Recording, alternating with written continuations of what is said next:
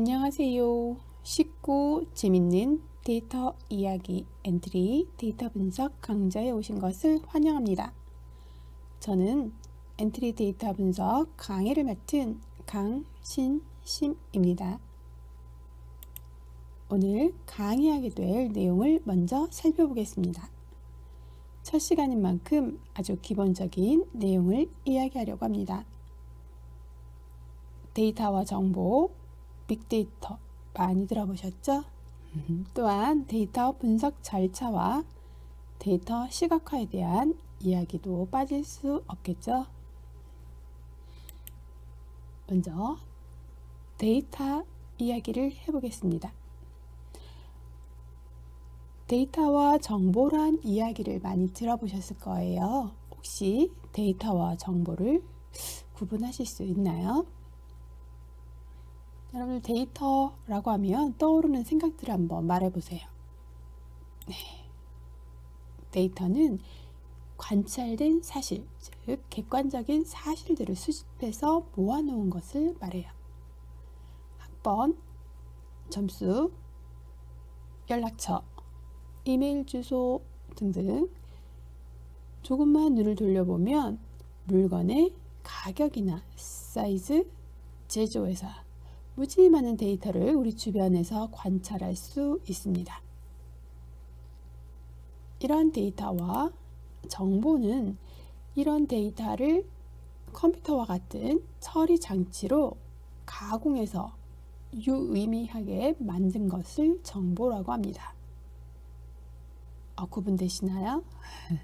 네, 점수라든지 이런 기본적인 어떤 값을 컴퓨터 시스템을 통해서 평균을 구한다든지 표준 편차를 구한다든지 뭔가 좀 더 가공이 되어서 유효한 의미를 갖는 데이터로 만드는 것, 이걸 정보라고 생각하시면 됩니다. 다음은 지식이라는 용어인데요. 정보에 개인적인 경험을 결합하여 고유의 지식으로 도출한 것. 말이 좀 어렵나요? 네. 정보라고 하면 말 그대로 컴퓨터 시스템이 출력한 결과라고 보시면 됩니다.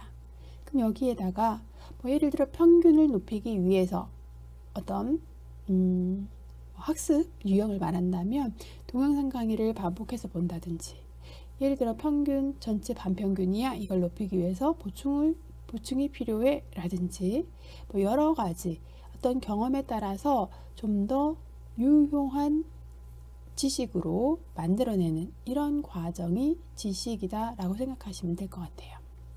다음으로는 지혜라고 하면 이런 지식들이 축적이 돼요. 굉장히 많은 축적된 지식들이 개인의 아이디어라든지 아니면 어떠한 다양한 아이디어와 결합해서 창의적인 결과물을 만들어내는 걸 우리가 지혜라고 보시면 됩니다.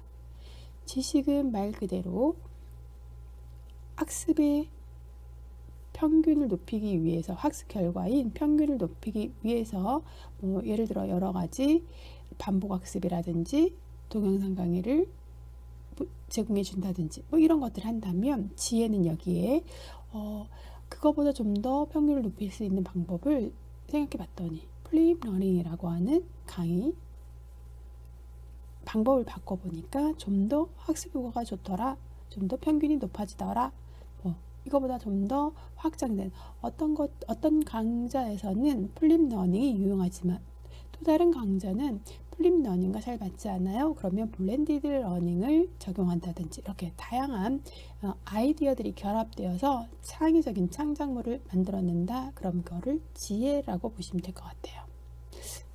이해에 도움이 되셨는지 모르겠지만, 자, 이렇게 약간씩의 의미의 차이가 있습니다. 그래서 우리는 좀 더 자세히 이렇게 그림으로 표시해 볼게요. 데이터들 모여서 정보가 되고, 가공된 정보를 개인적인 경험을 통해서 지식으로, 이 지식들이 쌓여서 좀 더 유용한 지혜라고 하는 이러한 목표로 올라가는 피라미드로 한번 구성을 해봤습니다. 자, 그럼 여러분들이 데이터 분석이라고 하는 과정도 마찬가지로 이런 지혜로 올라가는, 즉 우리가 유용한 자료를 분석해서 그 결과를 지혜로서 활용할 수 있게 만드는 과정이 데이터 분석이 아닐까, 이렇게 생각해 보시면 되겠습니다. 자, 다음으로는 빅데이터 이야기인데요. 자, 빅데이터 많이 들어보셨어요. 너무 방대한 데이터로 기존의 방법이나 도구로 수집, 저장, 분석 등이 어려운 데이터를 우리가 빅데이터 이렇게 이야기한대요. 말 그대로 영어 뜻은 빅, 크다, 데이터 이런 거죠.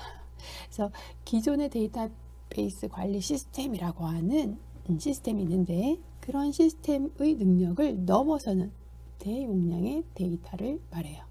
심지어 여기에는 정형화된 데이터뿐만 아니라 비정형화된 데이터, 다시 말해서 뭔가 틀이 짜여지지 않았어요. 자연 언어라고 해서 사람의 말 이런 것들을 데이터로 표현하고, 또는 뭐 이미지라든지 또는 영상이라든지 이런 것들, 다양한 형태의 데이터들이 함축되어 있어요. 많이 모여 있다는 얘기예요. 그래서 이것들로부터 가치를 추출하고 결과를 분석하고, 뭐 이러한 기술을 통틀어서 빅데이터라고 표현을 합니다. 이해되시나요? 굉장히 많은 데이터더라 라고 알아두시면 되겠습니다. 이러한 빅데이터는 어떻게 활용됐나 라고 예제를 하나 준비했어요. 네, 서울에 있는 올빼미 버스 들어보셨나요? 올빼미 버스는 기존의 노선들이 지금 보시면 이렇게 실선으로 되어 있는 노선들이 있어요. 즉 서울에서 야간에 심야에 운행되는 버스예요. 그런데 이 버스는 그때그때 발생하는 다양한 정보들, 우리가 보통 SNS라고 하죠. 실시간으로 발생하는 데이터들을 버스 운행 노선에 반영을 한대요. 그리고 한시적으로 사람들이 많이 이동하게 되는 어떤 행사가 있다든지 이럴 때 그러한 노선도 증축해서 이렇게 반영을 하기도 하고, 실제 이런 데이터들은 수시로 발생하기 때문에 굉장히 많은 데이터들이 발생을 하는데 요거를 반영한다는 거죠. 그래서 사용자들한테 편리를 제공하는 이러한 버스래요. 그래서 이런 올빼미 버스도 빅데이터를 활용하는 예제가 되겠습니다. 또 하나 빅데이터 활용 사례로 보면 우리 많이 보셨던 스마트폰 화면에 있는 날씨를 알려주는 날씨 정보 같은 경우에도 과거부터 많은 양의 데이터들이 쌓여서 그 데이터들을 분석해서 다음 일주일, 한 달 이런 날씨를 예측하는 시스템을 보셨을 건데요. 이것도 빅데이터의 활용 사례라고 볼 수 있습니다.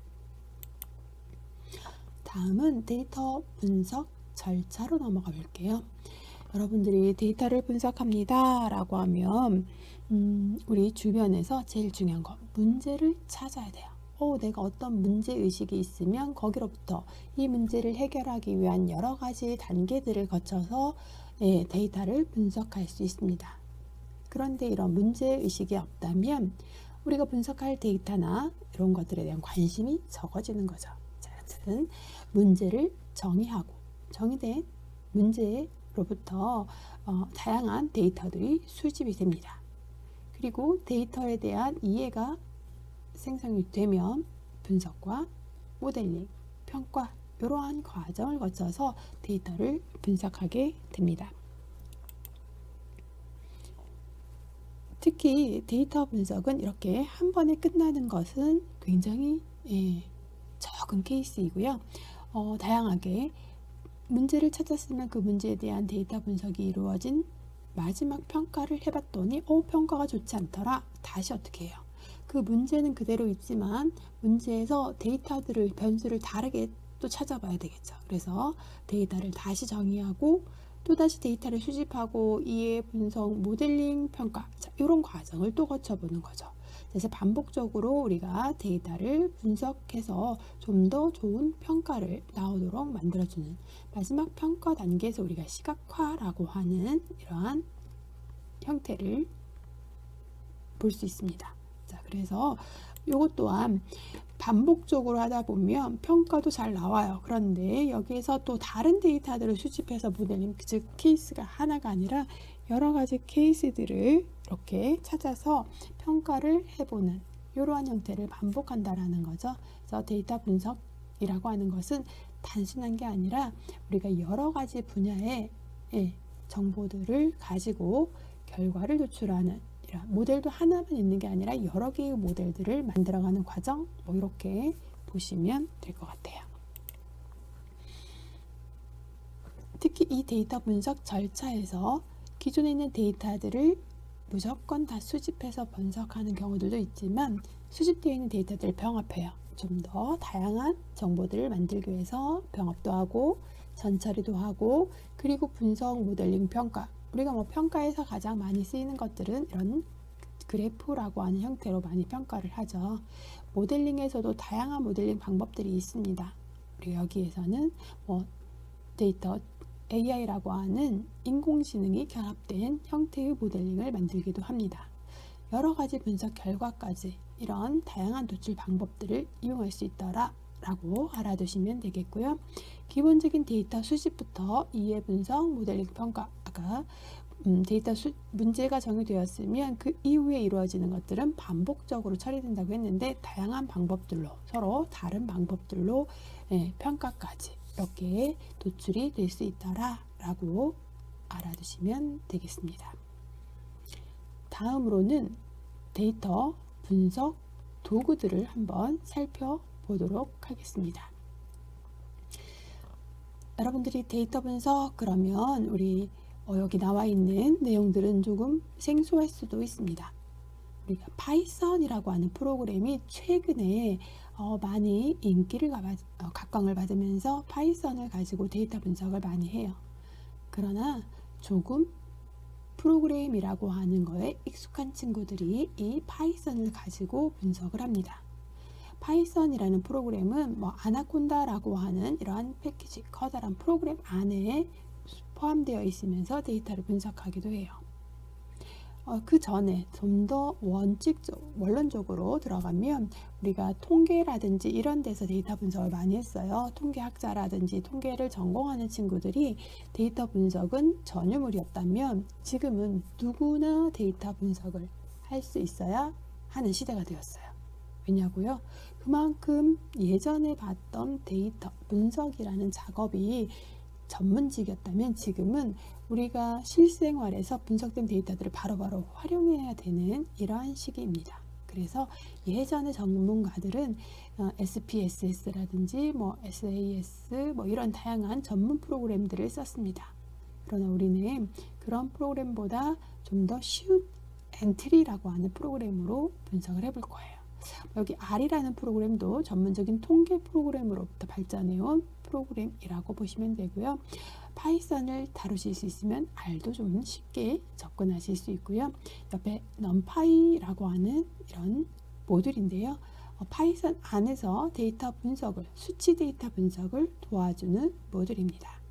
이러한 파이썬 프로그램 안에서 맵플로립이라고 하는 패키지는 뭐 하는 거냐면 이렇게 통계 결과들을 그래프로 만들어주는 그러한 모듈이에요. 그래서 다양하게 그래프를 만들어줄 수 있습니다.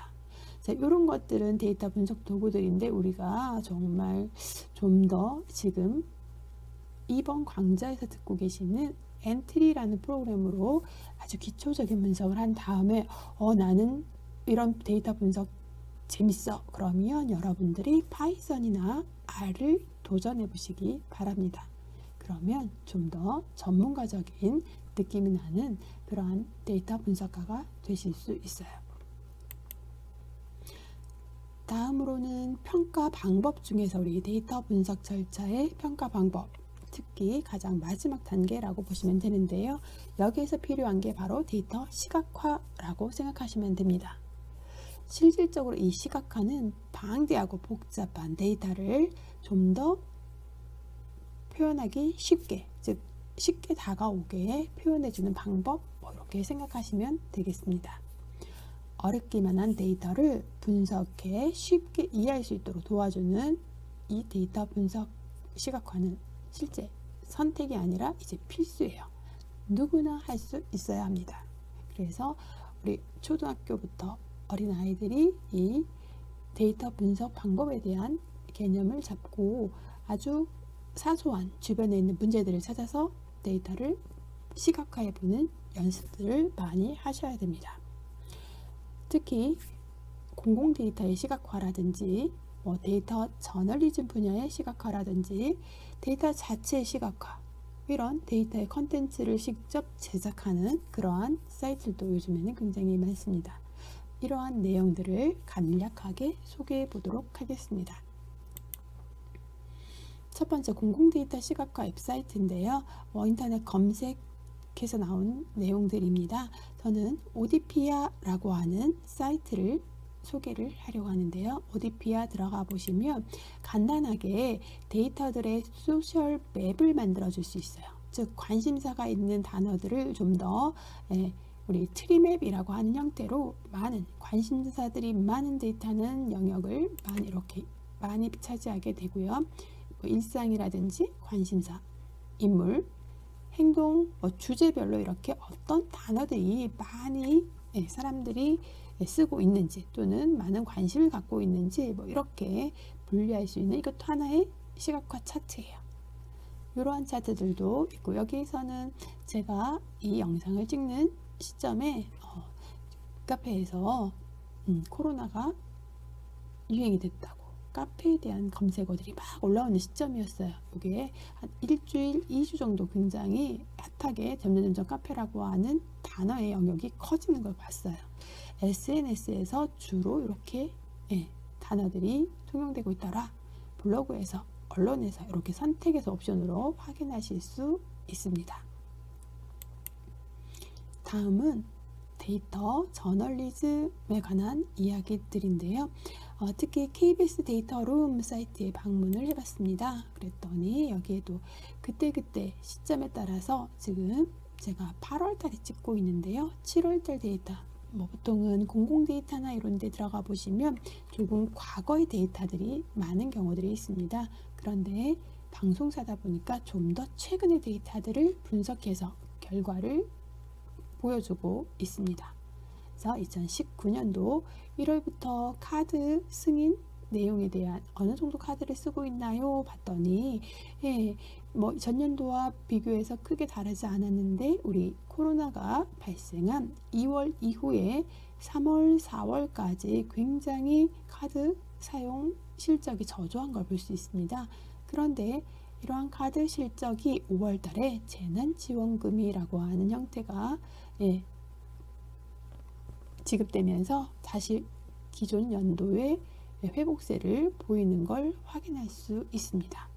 자, 이런 식으로 우리가 시각화라고 하는 것은 숫자로 보여주는 것들보다는 좀 더 눈에 와닿도록 이렇게 만들어주는, 그리고 어떠한 시각화를 선택하느냐에 따라서 그 전달 능력이 달라질 수 있더라 라고 생각하시면 되겠습니다. 다음으로는 자체 데이터 시각화 툴을 보유한 회사들인데요. 인포그램이라고 하는 이런 사이트나 아니면 태블루라고 하는 사이트에 가보시면 특히 상용 소프트웨어인 태블루는 시각화를 아주 전문적으로 보여주는 그러한 회사입니다. 특히 사이트에 들어가시면 무료로 강의도 많이, 소프트웨어를 보급하기 위한 정책이기도 하겠지만 무료로 다양한 시각화에 대한 커리큘럼을 만들어 놓고 무료 커리큘럼을 여러분들이 경험할 수 있도록 해놓은 사이트입니다. 들어가셔서 꼭 구입을 하지 않더라도 시험판으로 시각화를 이렇게 할 수 있구나, 특히 그림을 보시면 다양한 형태로 차트들을 보여주고 있습니다. 그래서 꼭 한번 경험을 해보시기 바랍니다. 다음은 컨텐츠 제작이나 아카이빙 사이트들인데요. 특히 뉴스 젤리라고 하는 사이트 너무 재밌어요. 들어가 보시면 다양하게 애니메이션 형태로 이렇게 데이터를 분석할 수 있는 애니메이션들이 만들어 있습니다. 그래서 여기도 들어가셔서 본인이 이렇게 만들 수 있는지 실습을 하실 수도 있고요. 들어가서 꼭 한번 확인을 해보시기 바랍니다. 제가 들어가서 일일이 해드리면 시간이 많이 걸려서 여러분들한테 소개하는 정도로 오늘은 강의를 마무리하도록 하겠습니다. 자, 오늘 강의 내용을 한번 정리해 보도록 하겠습니다. 먼저 데이터와 정보란 어떤 차이가 있는지, 데이터는 객관된 사실들이 널려 있어요. 이거를 수집해서 컴퓨터 시스템이라고 하는 형태, 우리가 뭐 꼭 컴퓨터가 아니더라도 정보를 처리할 수 있는 처리기가 이거를 가져다가 좀 더 유용한 자료로 만들어내는 걸 정보라고 하더라 라고 알아두시면 되겠고요. 빅데이터, 우리가 수위 많이 널려 있는 다양한 형태, 즉 정형화된 기존 데이터와 그렇지 않은 비정형화된 데이터까지를 포함하는 광범위한 데이터를 빅데이터라고 하더라 라고 정리를 해주시면 되겠고요. 다음은 데이터 분석 절차를 설명드렸었죠. 네, 우리가 데이터는 제일 중요한 거 문제를 찾아서 그 문제를 여러분들이 먼저 정의하는, 그러니까 어떤 문제가 있더라 라고 생각을 하는 게 우선입니다. 문제를 찾지 않는다면 데이터 분석을 하지 않는다는 거죠. 그래서 문제를 해결하기 위한 그 과정을 우리가 데이터 분석이라고 하고, 그러한 절차들을 앞으로 강의 중에 해결하도록 하겠습니다. 그런 데이터 분석의 마지막에 최종 목적지인 시각화, 이 방법들에 대한 이야기도 간단하게 했었는데요. 첫 시간인 만큼 오늘은 이런 내용들을 앞으로 우리가 공부를 해야 됩니다 라고 방향만 제시했습니다. 자, 오늘 첫 시간인데 조금 더 재미있게 데이터를 배울 수 있을 것 같은가요? 네, 데이터 분석을 좀 더 재미있게 앞으로 전개를 하도록 하겠습니다. 엔트리 데이터 분석 기대되지 않으세요? 네, 오늘 첫 시간 강의는 여기까지 마치도록 하겠습니다. 수고하셨습니다.